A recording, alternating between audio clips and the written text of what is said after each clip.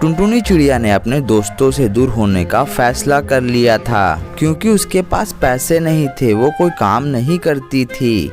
ये कहकर उसके दोस्तों ने उसका बहुत ज्यादा अपमान किया था। इसीलिए टुनटुनी चिड़िया ने रोते हुए अपने मन ही मन कहा, मैं अकेली हूँ, मेरे माता पिता भी नहीं है और मैंने कभी भी किसी के साथ गलत नहीं किया है, पर सभी ने हमेशा मेरे साथ गलत ही किया है। मैंने तो सबको अपना माना लेकिन मेरा कोई दोस्त नहीं है। उसके बाद वो बहुत ज्यादा परेशान होकर उड़ते हुए बहुत दूर चली गई। बहुत दूर का सफर करने के बाद टुनटुनी चिड़िया एक पेड़ पर जाकर बैठ गई। उसने मन ही मन में ये सोच लिया कि वो वहीं पर अपना घोंसला बनाएगी।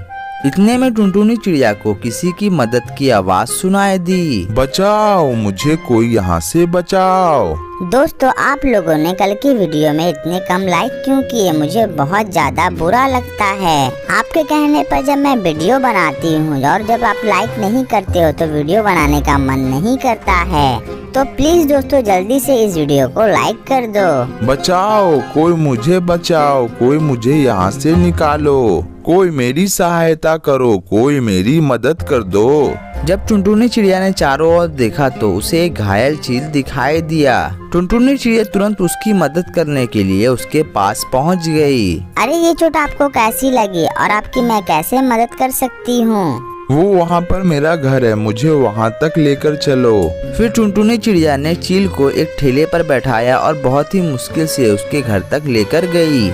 यहाँ तक लाकर छोड़ने का तुम्हारा बहुत ज्यादा शुक्रिया। तुमने मेरी बहुत मदद की है। एक मदद और कर दो, वहाँ पर दवाई रखी हुई है, वो मुझे लाकर दे दो। और जो मुझे जख्म लगे हैं उस पर दवाई लगा दो। उसके बाद टुनटुनी चिड़िया ने उसके जख्म पर दवाई लगा दी। टुनटुनी चिड़िया ने उस चील की बहुत ज्यादा सेवा की। 3 दिन तक टुनटुनी चिड़िया उसी के पास रही। अब चील के घाव अच्छे से भर चुके थे। 3 दिन तक आपको मुझे आसरा देने के लिए बहुत बहुत धन्यवाद। अब मैं यहाँ से चलती हूँ। असल में मुझे धन्यवाद करना चाहिए क्योंकि तुमने मेरी इतनी मदद की। वैसे तुम यहाँ पर रहती कहाँ हो?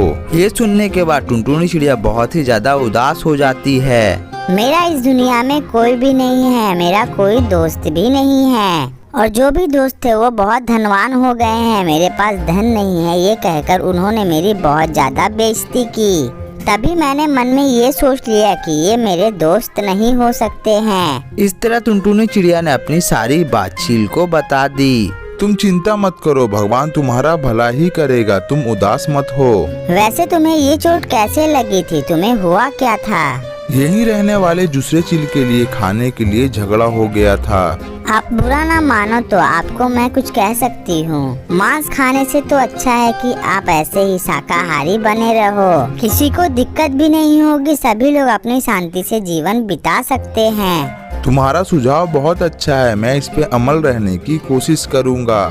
अच्छा ठीक है, तो मैं यहाँ से चलती हूँ। वैसे तुम यहाँ से जाओगी कहाँ? तुमने तो कहा है कि इस संसार में तुम्हारा कोई भी नहीं है, अगर तुम चाहो तो यहाँ पर रह सकती हो।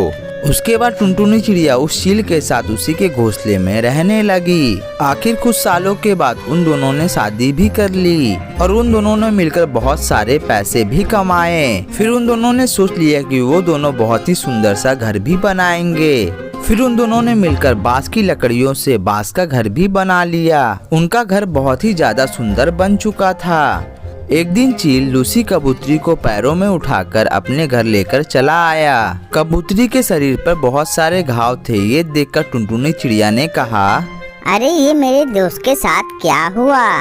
अरे इसे क्या हुआ है? ये आपको कहाँ मिली? ये जंगल में बेहोश पड़ी हुई थी, इसीलिए मैंने इसे उठा लाया। फिर उन दोनों ने मिलकर लूसी चिड़िया की बहुत ज्यादा सेवा की और उसे ठीक कर दिया।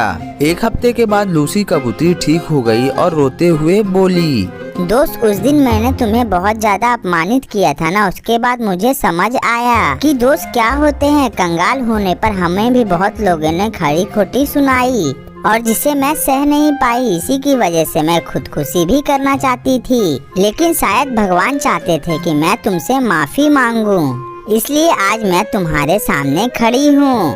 इसलिए टुनटुनी मुझे माफ कर दो। दोस्तों ऐसे होने चाहिए जो हमारे पास कुछ हो या ना हो वो सदा हमारे साथ ही रहे। वही सच्चे दोस्त कहलाते हैं, ना कि गरीब होने पर वो हमारा साथ छोड़ दे।